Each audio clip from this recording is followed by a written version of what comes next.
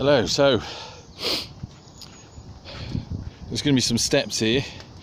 I'm experimenting with using materials we can find. Obviously those stakes are machined, so I had a box of them knocking around, use them, but the bottom 3 logs of that first step from there's a small tree up the top that's fallen down in the wind and something's across it, so it's never going to regrow back.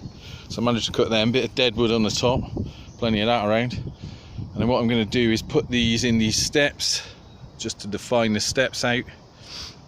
And then that's really a bit of an ecological green way of sort of defining what you want to do in a landscape you're shaping. I mean, in 10 years time these will be all rotted away, but in the meantime we can use them just to define where we're walking, make it a bit safer as we get about, backfill it with the soil. There's a lot of bluebells and other bulbs knocking around in that soil, so they'll come up eventually. And then we're going to have a row of steps up to the top, and then there's a path that disappears into the woodland there. So off I got 1, 2, 3, 4 steps to put in. Going to keep them like this, nice and natural. Once I backfill with soil, hopefully it will look alright. That's not the only steps I got. In fact, what I'll do, I wander up.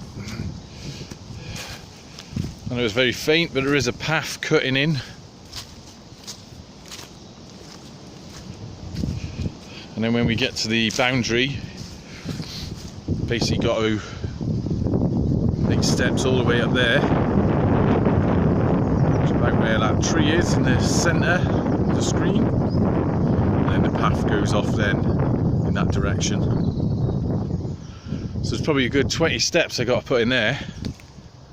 And you don't want to be putting in anything that's, well, that's not particularly natural. Then when you've got so much material around that you can use, I mean, the dead wood's not going to last forever, but it's certainly useful for the top of the steps where you can replace it.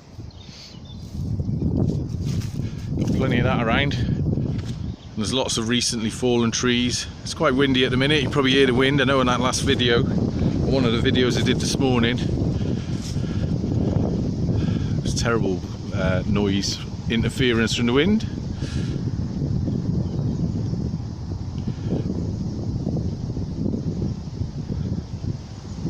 But yeah, that's what we're doing. So a lot of hard work there. As you can see, the fence is in on that boundary.